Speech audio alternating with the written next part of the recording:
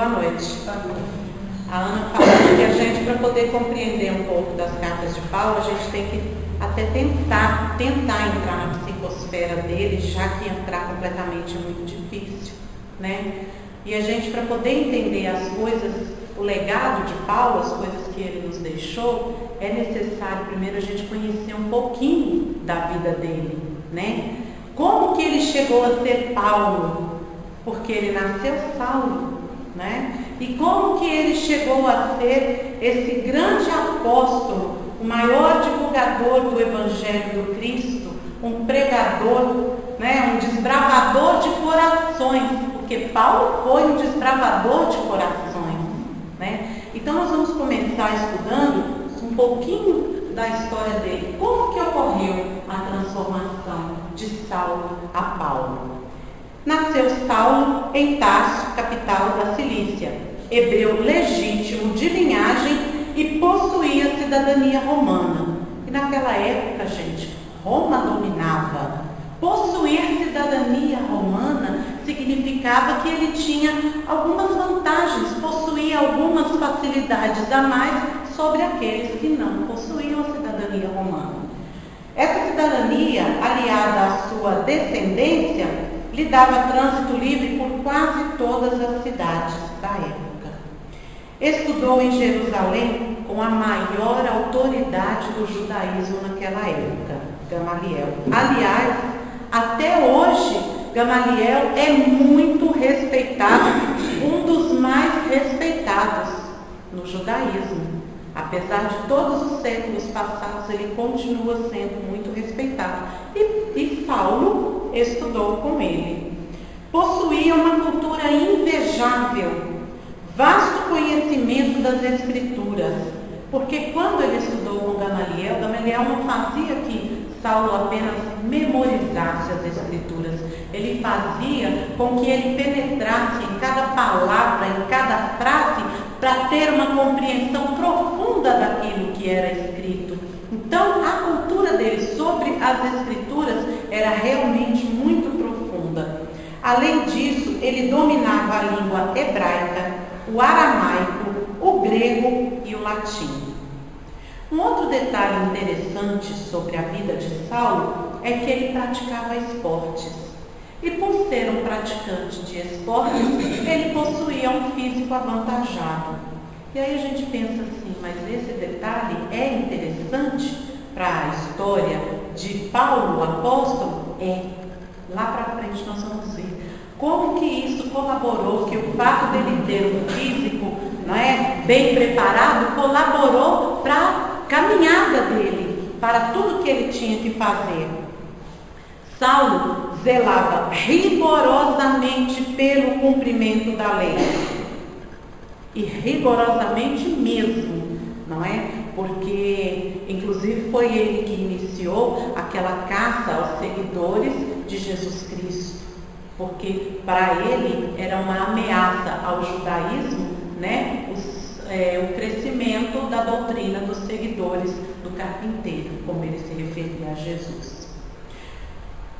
Mantinha-se casto por opção, porque os amigos dele todos se divertiam de uma maneira que era permitido a eles se divertirem.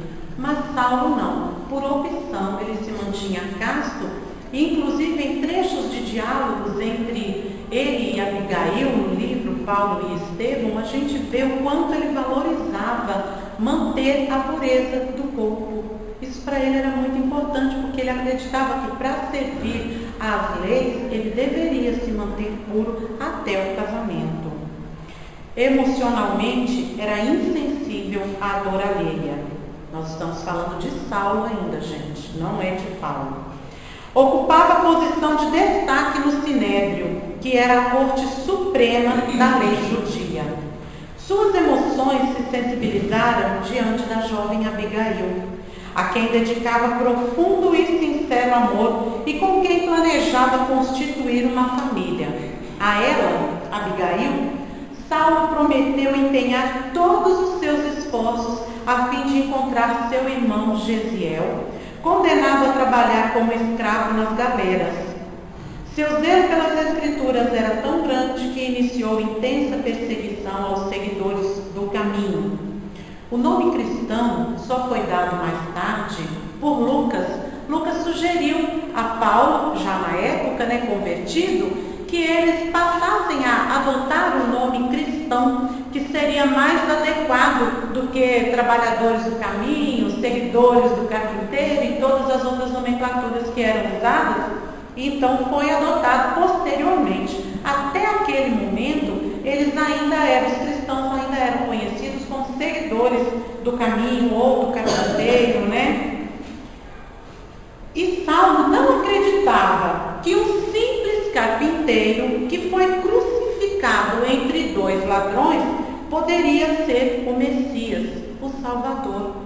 Vamos tentar compreender o pensamento de Saulo. Ele seguia as leis de Moisés, ele seguia ao Antigo Testamento e ele sabia de toda a grandiosidade dos feitos de Moisés. Moisés, afinal de contas, abriu o mar, não é mesmo? Como que um simples carpinteiro que foi crucificado entre dois ladrões poderia ser o representante de Deus na terra? Então não era por maldade ou por coração endurecido que ele não aceitava a Jesus como Messias, mas era por comparação ao que eles possuíam antes, por não compreender a missão de amor do Cristo, que se permitiu, porque Jesus se permitiu ser crucificado. Bastaria um pensamento dele e aquilo não aconteceria. Por essa razão, Saulo não compreendia a grandiosidade da missão do Cristo. Via o crescimento da seita dos seguidores do caminho como uma ameaça ao judaísmo, porque todos aqueles que seguiam a Jesus, eles deixavam de lado aquelas práticas externas, exteriores que o judaísmo ensinava. Então ele achava que isso ameaçava a religião dele. Até esse ponto, gente, a história de Saulo parecia um verdadeiro conto de fadas. Bem nascido, bem instruído, muito culto, uma excelente constituição física, bem definido no amor, estava muito feliz com a sua Abigail, cheio de planos, já ocupava um posto respeitável no Sinédrio e estava prestes a galgar um cargo mais alto. No entanto, é aí que a história dele se transforma. Abigail estava em Jerusalém a convite de Saulo. Ele queria apresentá-la para sua família e queria também que ela visse o apedrejamento de Estevão, que era um pregador dos ensinamentos de Jesus. Abigail, por ser muito sensível, não queria ver aquela cena, deixou para chegar mais tarde ao apedrejamento. Ela queria já chegar no final do apedrejamento.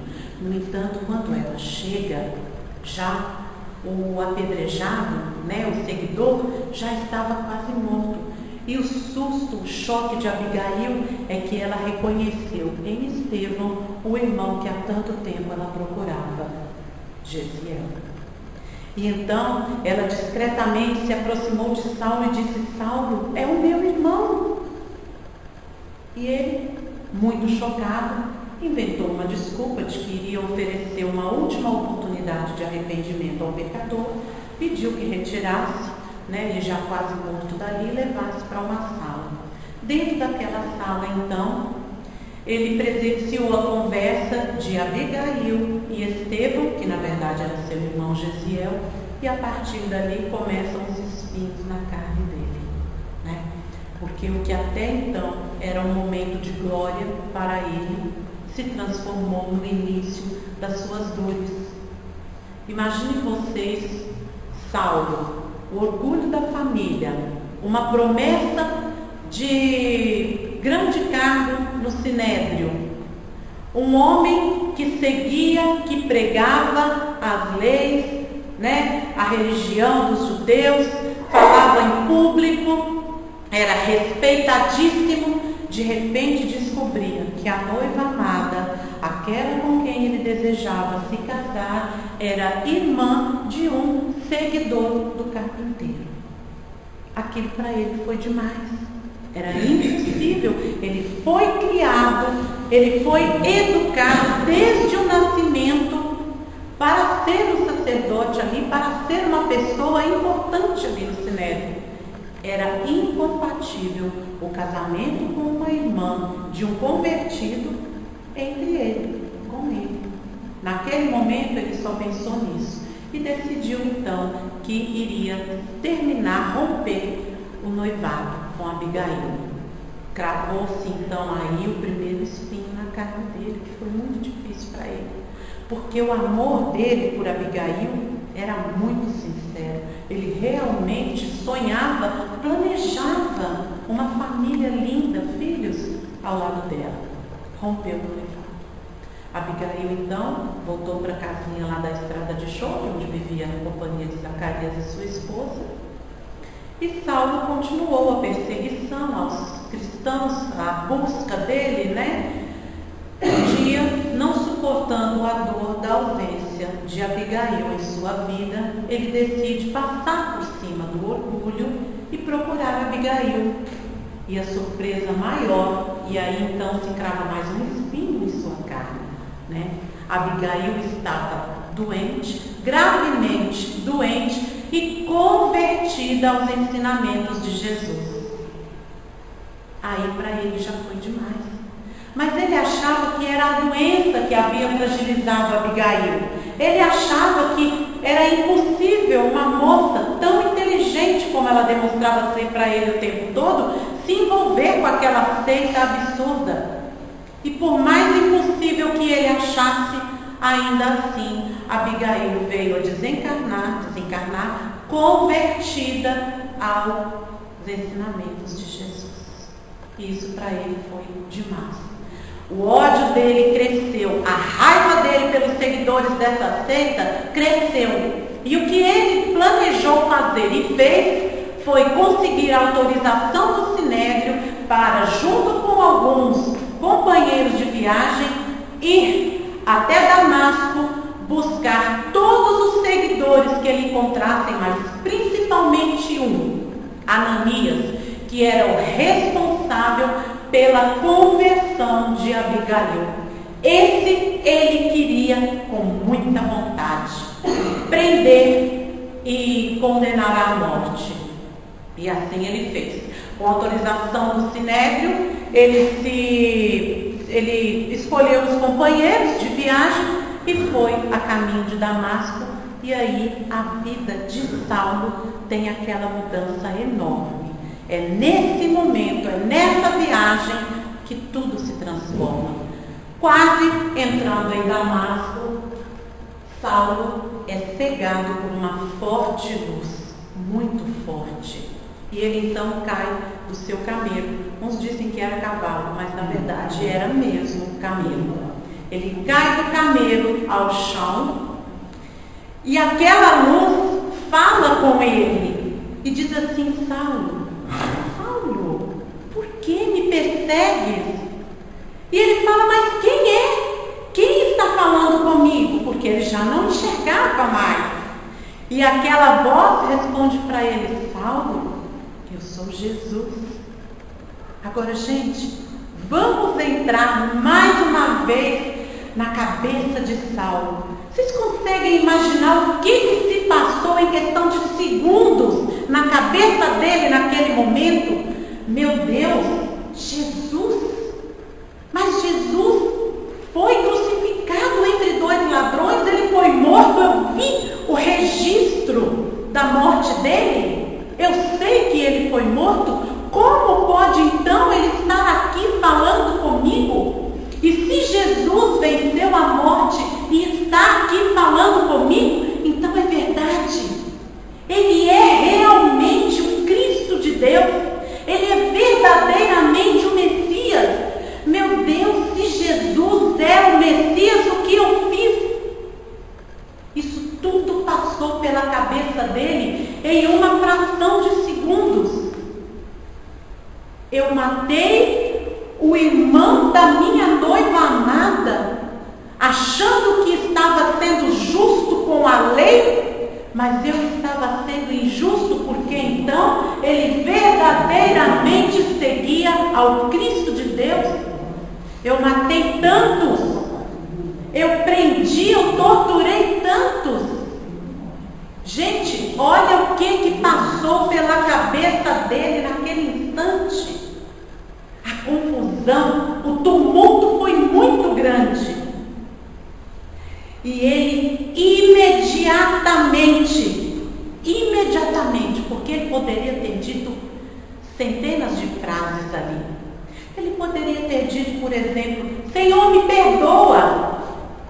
Ou ele poderia ter dito, por exemplo, qualquer coisa que tentasse justificar a atitude dele.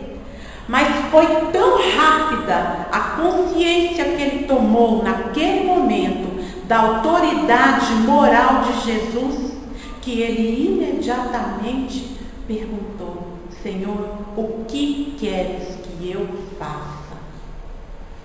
Ele se colocou inteiramente à disposição de Jesus. E os registros contam para a gente que naquele momento ele estava cego. Mas se a gente parar para analisar, naquele momento é que ele passou a ver de verdade.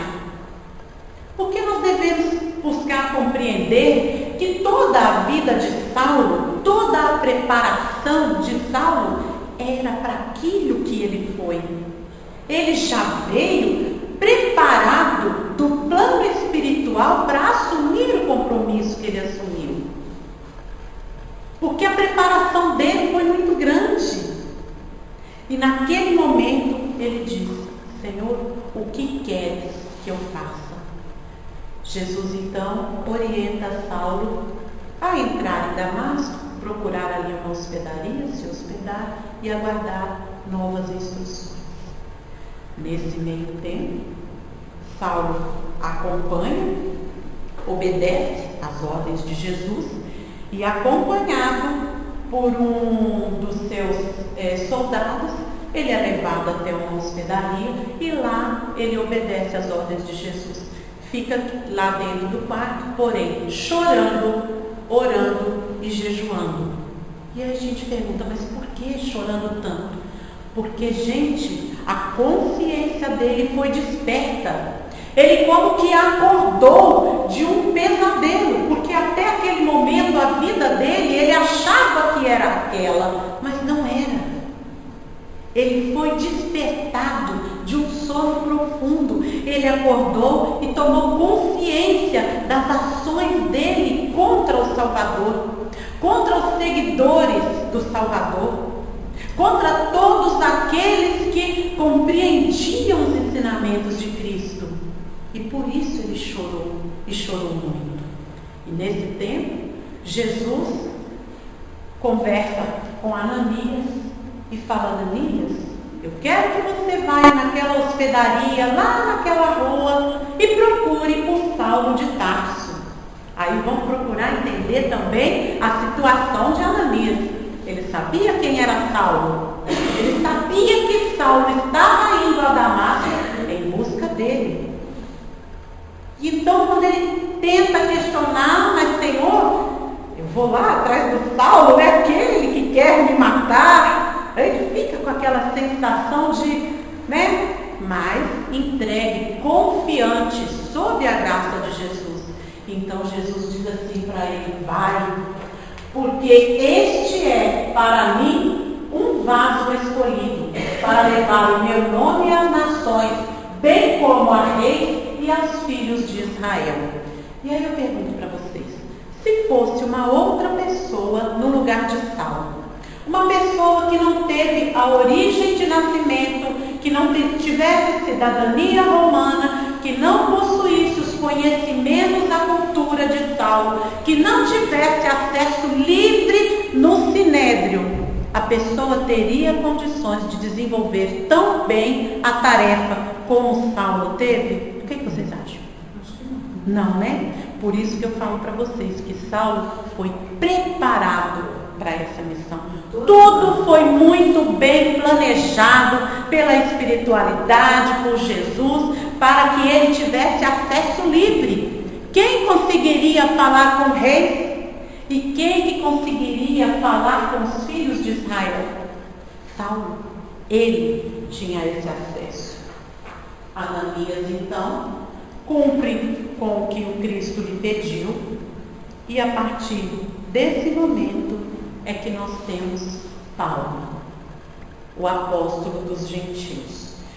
Paulo foi o mais leal e dedicado divulgador do Evangelho, com o sacrifício da própria saúde, porque muitas vezes ele viajava doente, queimando em febre, com a carne dolorida, com os ossos doloridos, e ele dizia assim: eu não vou descansar, porque a minha missão não é descansar, o meu compromisso não é com o meu corpo, o meu compromisso é com Jesus, a minha prioridade é Jesus. Então o momento não é de descanso. E ele mesmo detalha os sofrimentos físicos, o martírio físico dele. Ele diz o seguinte: recebi dos judeus 5 quarentenas de açoites menos 1. Por quê? Porque a punição dos judeus tinha que ser 40 açoites. 40 açoites era o máximo para se educar a pessoa. Acima de 40, quebraria as leis, desobedeceria ou desrespeitaria as leis deles. Então, para não correr o risco de dar 41, 42, eles aplicavam 40 menos 1, 39, e contava de 1 em 1. Cada açoitada era contada, para não correr o risco de errar na contagem e desobedecer às leis. E por maior garantia, diminuía 1. Então, Paulo conta: recebi dos judeus 5 quarentenas de açoites menos 1. 3 vezes fui açoitado com varas. 1 vez fui apedrejado. 3 vezes sofri naufrágio. 1 noite e 1 dia passei no abismo. Em viagens muitas vezes. Em perigos de rios, de salteadores, porque ele foi assaltado, dos de minha nação. Em perigo dos gentios, na cidade, no deserto, no mar, em perigos entre falsos irmãos, em trabalhos e fadiga, em vigílias muitas vezes, em fome e sede, em jejum muitas vezes, em frio e nudez. Ele mesmo relata o martírio do corpo físico dele, as dificuldades dele. Aí a gente se recorda daquela parte em que ele era atleta, praticava esportes e tinha uma constituição física, proporcional aos esforços que depois ele teve que empenhar para a divulgação do Evangelho. Não fosse Paulo um atleta, o corpo não aguentaria tamanho sacrifício. E a graça de Jesus esteve com ele em todos esses momentos, em todas essas situações difíceis, de fome, de dor, de perigo, de riscos que Paulo corria. A graça de Jesus esteve com ele. E o próprio Paulo esclarece isso para a gente. Mas o que seria a graça de Jesus? A graça de Jesus foi justamente a capacitação que Paulo recebeu durante toda a sua vida. O desenvolvimento físico, intelectual e moral. Porque vamos nos recordar de que ele se mantinha casto por opção. Ou seja, ele possuía também uma moral, acima de qualquer suspeita. Os dons espirituais e os bens necessários à sua sobrevivência. Pela graça de Jesus, Paulo teve cavernas para pernoitar, teve musgos para cobrir seu corpo. E aí a gente pensa: nossa, mas como Jesus dá uma graça dessa, caverna para pernoitar, e se ele não tivesse a caverna? Musgo para cobrir o corpo nas noites frias, e se ele não tivesse os musgos? Ficaria só na pele? E Jesus também ofereceu a ele, através da graça, ofereceu trabalho para que ele pudesse se sustentar, se manter, pessoas dispostas a ouvir sua pregação e colaboradores da obra. Isso tudo foi a graça de Jesus na vida de Paulo. E o próprio Paulo explica sobre a graça de Jesus, que ele diz assim, ele narra em Coríntios que ele possuía um espinho na carne. E 3 vezes ele orou e implorou a Jesus que retirasse o espinho na carne dele. E Jesus respondeu para ele o seguinte: a minha graça te basta, porque o meu poder se aperfeiçoa na fraqueza. Então ele diz: de boa vontade, pois, me gloriarei nas minhas fraquezas, para que em mim habite o poder do Cristo. Por isso, sinto prazer nas fraquezas, nas injúrias, nas necessidades, nas perseguições, nas angústias por amor de Cristo, porque quando estou fraco, então estou forte. E é verdade. Vamos pensar se a situação de Paulo tivesse sido uma situação mais confortável para ele, mais prática, se ele não tivesse sofrido tanto física e emocionalmente como ele sofreu, será que ele manteria o foco na missão dele? Talvez não. Porque muitas vezes é a dor e o sofrimento que faz com que a gente mantenha o foco naquilo que a gente quer ser. E a dor e o sofrimento do Paulo é que o fazia se lembrar da missão que ele tinha que cumprir. Porque Jesus poderia sim tirar os espinhos da carne dele, mas isso tornaria ele um fraco. O que Jesus fazia era o contrário: deixava os espinhos lá e fortalecia a sua carne, e fortalecia o seu espinho, para que dessa forma ele pudesse, o seu espírito, para que dessa forma ele pudesse superar e vencer os espinhos. E é assim que Jesus faz com a gente. Muitas vezes a gente pede socorro, solução de problemas, sendo que os problemas é que nos fortalecem. E o que Jesus faz por nós não é eliminar os nossos problemas, é nos dar forças para que nós mesmos possamos eliminar esses problemas, para que nós mesmos tenhamos foco, força, a coragem de Paulo. Não é? Melhor assim do que ele ficar resolvendo tudo para a gente, é a gente mesmo conseguir resolver e de forma nobre. E é assim que Paulo se portou. Por isso, muitos sinais da graça de Jesus ele teve na vida dele. E em um desses momentos, após tantas viagens, tantas andanças, o cansaço, ele se sentiu muito sozinho. Sozinho, doente, cansado, sem dinheiro, e ele então resolve pedir ajuda para o pai dele. Ele estava perto, porque o pai o rejeita. O pai dele não aceita a conversão dele aos ensinamentos de Jesus. Ele então sai da casa do pai, logo em seguida é procurado por um empregado que, a pedido do pai, entrega para ele uma quantia em dinheiro. E aquilo foi uma dor tão grande para ele, mais uma dor, ser rejeitado pelo próprio pai, que ele resolve se afastar da cidade. E vai então em busca de oração, meditação, como ele gostava de fazer. E quando ele se encontra isolado do barulho, do movimento de Tarso, ele começa a orar e chorar, orar e chorar, orar e chorar, até que ele adormece e então ele é arrebatado. Ele vai, como ele mesmo narra em uma das suas cartas, ele vai até o 4º, 5º, 6º, 7º céu. E ele lá tem um encontro com Abigail e com Estevão. E quando Abigail o vê, Abigail fala assim: mas a tarefa nem começou e você já está chorando? Né? Interessante ela falar assim com ele, porque ele já tinha passado por muitas coisas, mas muitas outras ainda viriam. E Abigail deixa para ele 4 grandes lições. E Paulo aprende, então,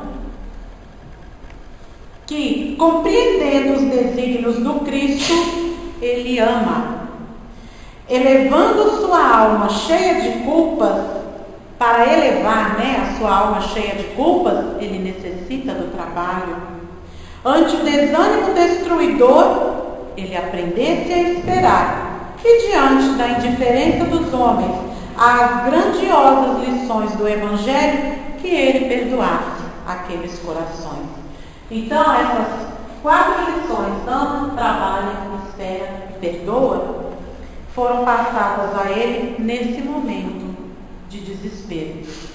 E tem uma curiosidade aqui, porque quando Abigail disse assim para Paulo, mas a tarefa nem começou e você já está chorando, através das epístolas, dos Atos dos Apóstolos, de registros bíblicos, fizeram um cálculo das caminhadas de Paulo. E realmente naquele momento ele estava só começando.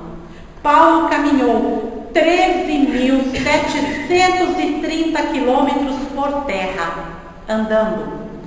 11.050 quilômetros pelo mar. Ou seja, ele viajou 24.780 quilômetros. Se ele não parasse para se alimentar, para repousar, só passasse por essas cidades, seriam 663 dias de viagem. Então, quando a Abigail disse está só começando, ela sabia bem o que ela estava falando, porque realmente a luta dele foi muito grande. A caminhada dele foi enorme. E uma das curiosidades da história de Paulo é que em uma das suas prisões, após sofrer um espancamento muito grande, ele foi muito espancado, a dor no corpo era tanta que ele não conseguia dormir. Então ele resolveu cantar. E ele estava na prisão e começou a cantar. E cantava e cantava. E os outros presos ficaram encantados com aquelas melodias que ouviam. E o que aconteceu? As portas de todas as celas se abriram. E os presos, ao invés de fugir, correram todos para a cela de Paulo. E ali ouviram as pregações de Paulo sobre o Evangelho, encantados, apaixonados com tudo que eles ouviam, se converteram aos ensinamentos de Jesus. Os presos, os soldados e o carcereiro, que era o responsável pelas celas, quando viu aquilo, pensou até em se matar, porque ele disse, vão me culpar, os presos saíram das celas, vão me culpar. E antes dele se matar, Paulo socorreu, conversou com ele, disse que aquilo não era culpa dele, que ele não seria culpado, que era a vontade de Jesus. E o carcereiro também se converteu aos ensinamentos de Jesus. Então, em qualquer situação, diante da dor, diante do sofrimento, ele pregava, ele divulgava o Evangelho, e era desta maneira que a graça de Jesus o acompanhava. Porque quem consegue cantar depois de apanhar tanto? Só quem se coloca sob a graça de Jesus. E é isso que ele fez. Suas palavras demonstram que Paulo verdadeiramente se alicerçava na graça de Jesus. Olha que coisa linda, gente. Em tudo somos atribulados, porém não angustiados. Perplexos, porém não desanimados. Perseguidos, porém não desamparados. Abatidos, porém não destruídos. Traduzindo em miúdos, ele disse assim: em tudo temos dificuldade, mas não preocupação. Porque temos a graça de Jesus que não nos permite preocupação. Permite a dificuldade, não a preocupação. Temos indecisão, mas não desânimo. Somos perseguidos, mas não estamos desamparados. Sentimos o cansaço, mas ele não nos destrói. Foi isso que ele quis dizer aqui. Por mais que tenhamos dificuldade, é nesse momento de dificuldade que a gente mais tem que se entregar e admitir que a própria dificuldade é a graça do Cristo nas nossas vidas. Até no momento de sua execução, Quando ele percebeu que o seu executor tremia, ele disse: não lamentes por mim. Eu partirei ao encontro do Senhor da paz e da verdade, mas vós tereis de voltar à hedionda convivência dos mandantes de crimes tenebrosos. Não tremais, cumpri vosso dever até o fim. Ele próprio deu coragem ao executor para passar a espada em seu pescoço. E se isso não é viver sob a graça de Jesus, o que será? Ele estava confiante de que aquilo que passaria ali seria uma fração diante da grandiosidade do que ele iria viver sob a graça de Jesus já no plano espiritual. Combati o bom combate, acabei a carreira, guardei a fé. E o que seria o bom combate? O bom combate era justamente os ensinamentos, a divulgação, a propagação do Evangelho de Jesus. Esse era o bom combate de Paulo. E a forma como ele fez, como ele agiu, sem pensar nele próprio, apenas pensando no bem das pessoas, divulgando o amor de Cristo. E uma coisa interessante, quando ele fundava as igrejas não eram construções de tijolo e cimento, não. As igrejas eram pessoas, grupos que se reuniam em qualquer lugar. Eram as igrejas de Paulo. Se reunissem em uma casa, ali era a igreja.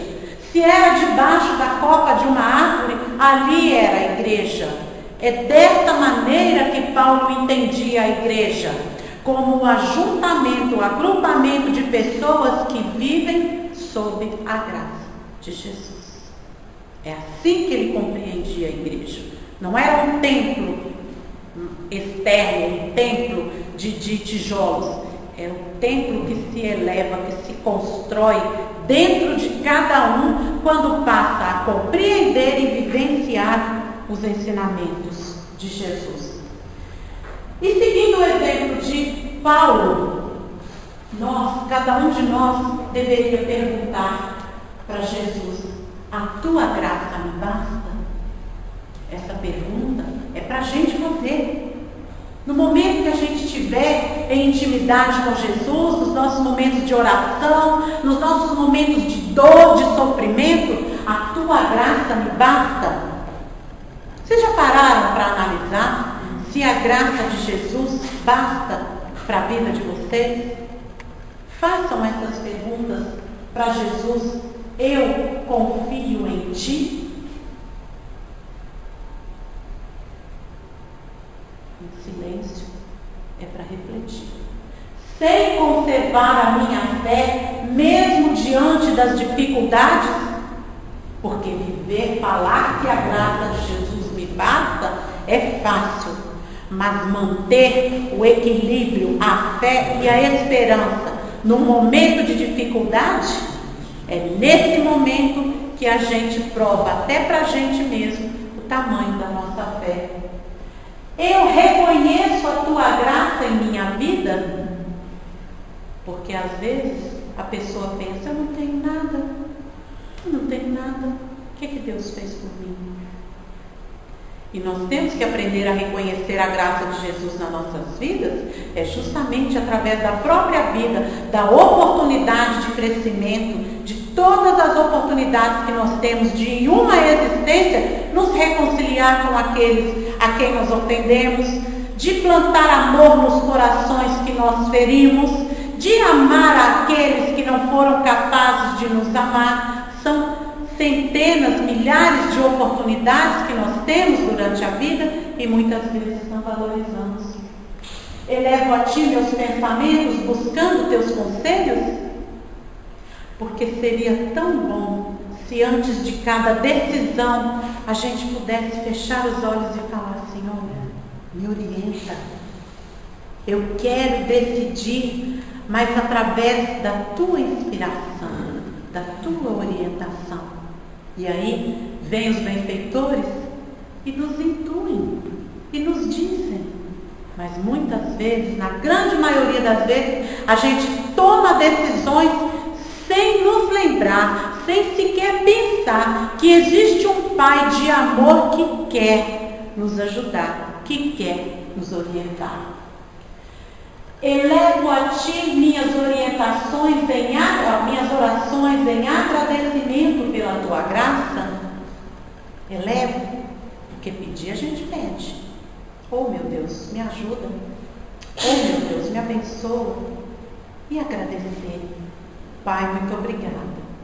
Muito obrigada, porque eu fiz uma viagem de 1000 quilômetros, fui e voltei protegida. Muito obrigada pelos amigos, pelo teto, pelo alimento, pelo conselho. Não é? Nós temos tantos motivos para agradecer e nós agradecemos. E eu escolhi uma música que fala justamente sobre a entrega que nós devemos ter para Deus.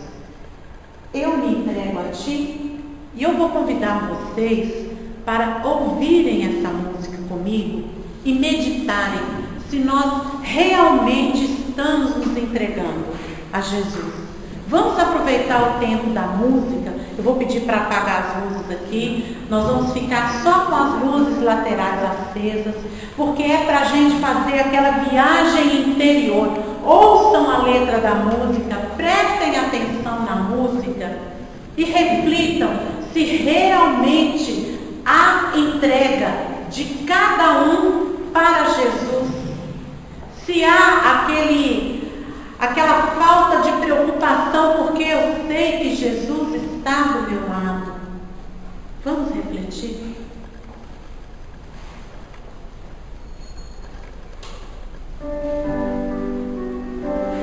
Procurem se envolver com a letra da música, compreender e pensar.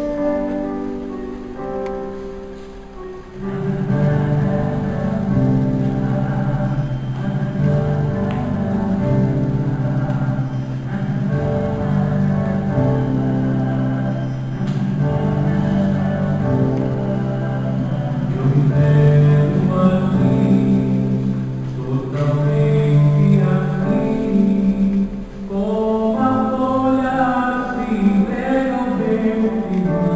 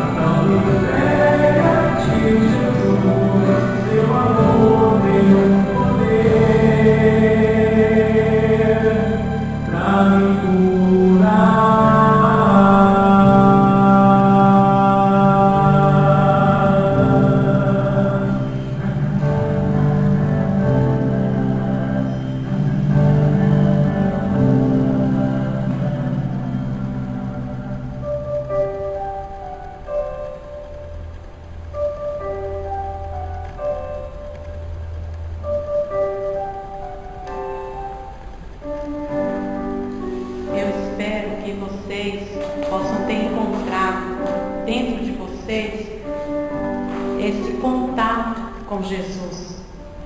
Essa música, sempre quando eu estou assim angustiada e às vezes falta palavra, eu canto essa música. Porque quando eu digo assim, eu me entrego a Ti, Jesus, é porque eu estou aceitando a intervenção de Jesus na minha vida. Eu estou abrindo em mim as portas para que a espiritualidade amiga venha me fortalecer. Porque a exemplo de Paulo, Jesus não vai arrancar o espinho da nossa carne, mas Ele vai fortalecer a nossa carne para suportar o espinho. Vamos fazer o possível para a gente seguir esse exemplo e viver sob a graça de Jesus, mas sentindo que a graça de Jesus nos basta. Muito obrigada.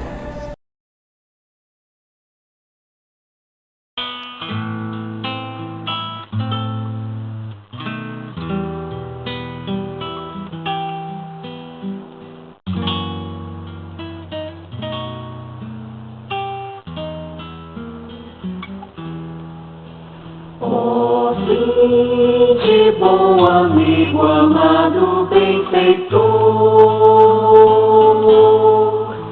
nas luzes do infinito de cintilações,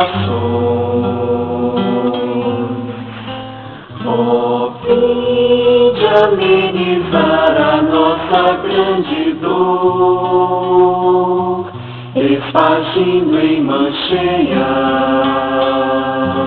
as consolações. Bezerra de Menezes, servo do Senhor, apóstolo do bem a nos iluminar, celeste mentor em passes de amor,